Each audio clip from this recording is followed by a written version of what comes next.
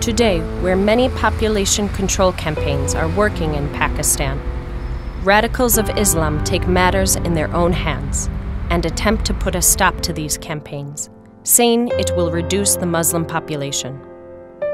These acts of sheer illiteracy have killed many Christians who unfortunately worked for the betterment of country and to earn a living. Asia Bibi also became a victim of the Islamists. The Asia Bibi you're going to see is not behind bars, but her life is caged in a sweet jail after she managed to escape Pakistan and flee to Thailand. People refuse to hear what she has to say just because she is not part of worldwide media, like the well-known Asia Bibi, charged with blasphemy. Many have heard what happens when you are sentenced to death in Pakistan for committing blasphemy. But here is the equally painful plight of a woman whose only sin for the consequences in Thailand is not getting killed, raped, or charged with blasphemy. The punishment of running in time. She lost her husband in this long run of convincing UNHCR to grant asylum and is now a widow, left with 2 teenage sons and the incomplete dream of a peaceful life with her husband. All she has now to cherish are the memories of her happy life. मुसलमान हमें लोग इसलिए भी अच्छा नहीं समझते कि हमें कुछ लोग जो होते हैं वो पढ़े लिखे होते हैं, कुछ लोग नहीं पढ़े लिखे होते। तो जो लोग बेचारे अपनी मेहनत मजदूरी करते हैं, जैसे गटर लाइन्स हैं, इनका काम करते हैं, या घरों में कुछ लोग काम करते हैं, तो उनको उस नज़रिए से देखा जाता है और मुस्लिम लोग उनको अच्छा नहीं समझते, बल्कि क्रिश्चियनों को ईसाई चूड़े बोला जाता है। जो अनपढ़ लोग होते हैं वो उनको इसलिए पता नहीं होता कि इस पेपर पे क्या लिखा होता है, क्योंकि कुछ इस्लामियात के पेपर होते हैं जिन पे इनके हजूर का नाम लिखा होता है, लेकिन जो बेचारा अमरूद बेचने वाले या फ्रूट बेचने वाले उनको नहीं पता कि इस पे क्या लिखा हुआ है। तो वो जब बेचते हैं तो वो फिर कोई किसी के कागज़ उस कागज़ पे लिखा हुआ आता है तो उन पे इल्ज़ाम ये लगा दिया जाता है कि इसने हमारे मज़हब की तहीन की है। कई दफ़ा इस तरह होता है कि भाई किसी की जवान बेटियां हैं तो उन पे नज़र रखते हैं या घरों पे नज़र रखते हैं, तो उनको जानबूझ के उसमें फंसाया जाता है कि इसने हमारे इस्लाम के ख़िलाफ़ कुफर बकाया, हमारे इस्लाम के ख़िलाफ़ इन्होंने ये बात की है, तो इस तरह इनको फंसाया जाता है। हम लोग कराची में रहते थे। मेरे 2 बेटे हैं, रोमिस और रमील। मेरे हस्बैंड दुबई में थे। मेरा बहुत अच्छा कारोबार था और मेरा क्लिनिक था। मेरे हस्बैंड दुबई में सेट थे, लेकिन हम लोगों ने कहा कि कराची के हालात बहुत ख़राब हैं, लिहाजा आप वापस आ जाओ। 2012 में हम जैसे ही आए हैं तो 14 अगस्त को मेरी क्लिनिक में आके कुछ लोगों ने धमकियाँ दी और मुझे कहा कि क्लिनिक बंद कर दो, और इसके बाद फिर उन्होंने 18 अगस्त को मेरे ऊपर अटैक कर दिया और मुझ पे ये इल्ज़ाम लगाया कि आप बर्थ कंट्रोल की फ्री मेडिसिन देती हो और हमारे मुसलमानों की बादी कम कर रही हो। तो इस तरह उन्होंने मुझे मार के 18 अगस्त को मुझे शाम तकरीबन 5:45 बजे मुझे मार के फेंक गए, और मुझे बचाने वाला खुदा था। और मुझे उन्होंने बड़ी धमकियाँ दी कि हम आपके बच्चों को भी मार देंगे, इनको कत्ल कर देंगे, चौराहे में घसीटेंगे। तो इसके बाद मेरे फादर पेरिस के फादर ने कहा कि अगर आप पैसों से भी अपनी जान छुड़ा लेंगी ये फिर भी तुम्हें नहीं छोड़ेंगे, इससे बेहतर है कि तुम यहाँ से चले जाओ। तो हमें फादर जी ने लेटर बना के दिया और उन्होंने बताया कि भाई थाईलैंड में लोग पनाह ले रहे हैं तो तुम वहाँ पे चली जाओ। फिर हम लोग बड़ी मुश्किलों से यहाँ तक पहुँचे और हमने यहाँ आके पनाह ली। मैं 2012 में आई थी।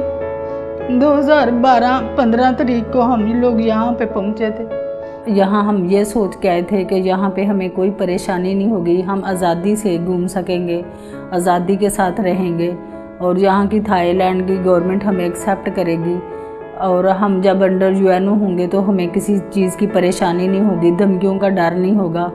बड़ा बेटा जॉब कर रहा है लेकिन अनलीगल तरीके से, और ये कि हर वक्त डर लगा रहता है कि कहीं इमिग्रेशन ना पकड़ ले।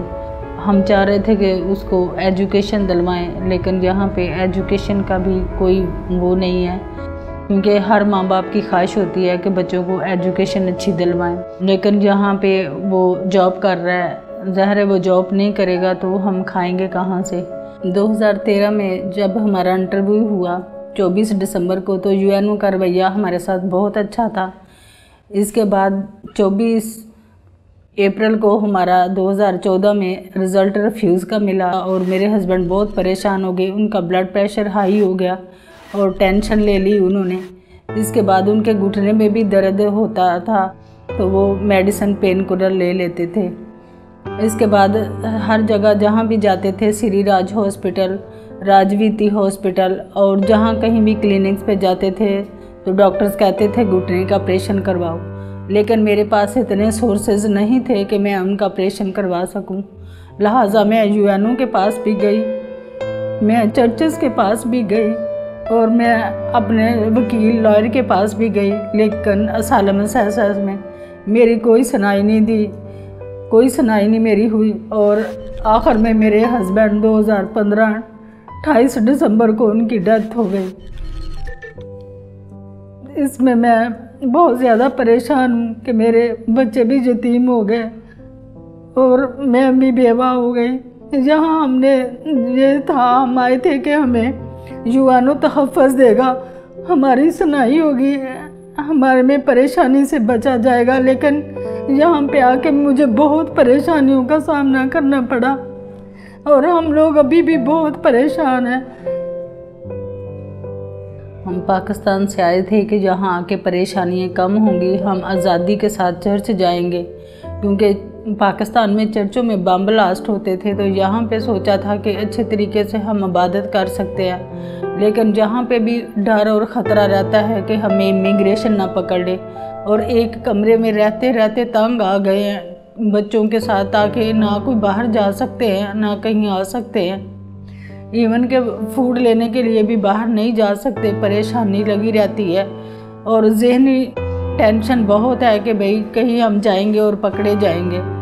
तो इन चीज़ों से इतना डर रहता है कि एक तो ऑलरेडी मेरे हस्बैंड की डेथ हो गई, हम उसकी वजह से परेशान हैं। दूसरा कि बच्चों की एजुकेशन नहीं हो रही, हर तरफ से हमें परेशानी का सबब बना हुआ है। यहाँ पे हम कैद जैसी ज़िंदगी गुजार रहे हैं, ना कहीं आ सकते हैं ना जा सकते हैं।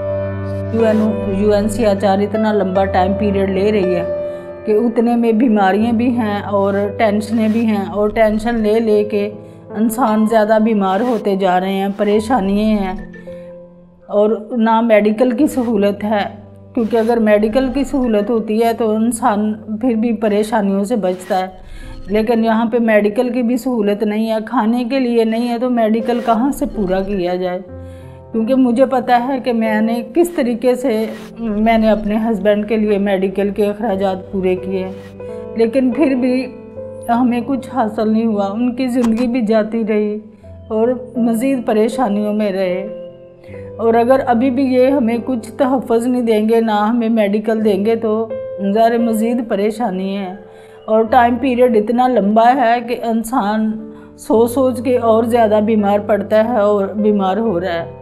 मैं भी टेंशन लेती हूँ तो मुझे भी परेशानी रहती है कि खुदा ना खास्ता अगर मुझे कुछ हो गया, यहाँ पे ज़्यादा टाइम लग रहा है, परेशानियाँ हैं, तो मेरे बच्चों का क्या होगा। जो लोग ये चाहते थे कि हम आगे जाएं और हमारी ज़िंदगी चेंज हो, हमें तहफ़्फ़ुज़ मिले, कोई तहफ़्फ़ुज़ नहीं मिल रहा। यहाँ पे भी रह के हम लोग परेशानियों में मुब्तला हैं। अगर हम वापस जाते हैं तो भी ये है कि इतने बड़े इल्ज़ाम हैं मुझ पे, हम वहाँ पे भी कत्ल किए जाएंगे। हमें फ़ख्र है कि हम क्रिश्चियन हैं, मुसीबतें आती हैं, लेकिन जिस तरह अय्यूब नबी को खुदावंद ने इतनी मुसीबतें दी और वो अपने ईमान में और उसमें मजबूत रहे, इसी तरह ये है कि हमारा ईमान भी और मजबूत होता है कि ये जिस्म तो दुनियावी है। खुदा उनका कहना है कि मुबारक है वो जो मेरे नाम से सताए जाएंगे। अगर हम पे मुसीबतें आएंगी भी तो हम खुदा के नाम से सब मुसीबतें बर्दाश्त करेंगे और अपने ईमान को और अपने क्रिश्चियन होने को कभी बुरा नहीं कहेंगे, इसलिए क्योंकि हम इन परेशानियों के सबब से सताए तो ज़रूर जाएंगे, लेकिन हमारी रूहें बच जाएंगी। British Pakistani Christian Association are deeply concerned about the treatment of Pakistani Christians. Currently, the blasphemy laws of Pakistan are being used as a discriminatory tool where imams can preach hatred against local Christian communities by enacting a blasphemy allegation leading to the looting of homes and then an arson attack which leads to them being razed to the ground. We've seen this on several occasions. Incidents such as Gorja and St. Joseph's come to mind. We also have this awful problem with the lack of opportunity for education and employment for Pakistani Christians. Only 7% attain an adequate level of literacy. 86% of Pakistani Christians work as domestic labour, sewage cleaners, or are in bonded labour where they are paying off debts of say £50 for years on end, which then locks in generation after generation so that their children and their grandchildren are paying off the same debt. What we're seeking is the UN and Western nations to recognise the plight of Pakistani Christians, help those Christians in the homeland, but in particular to understand why Christians in their droves are fleeing the country. Many by boat go to Sri Lanka, Thailand and to Malaysia, countries that have not adopted UN conventions for asylum. When they reach there, they're often treated the same or even worse than they were in Pakistan. Communities hate Christians and in particular hate these refugees that seem to be a blight on their community. Something really has to be done. We have images that prove Christians have been shackled in prison, that women have been raped, that these Christians have been given limited access to food and nourishment and are living a very, very deplorable existence. If you would like to help, why not contact groups such as the British Pakistani Christian Association, Partners with the Persecuted, who all collaborated to bring this video footage to you. I'm Wilson Chowdhury, Chairman of the British Pakistani Christian Association. Thank you for listening.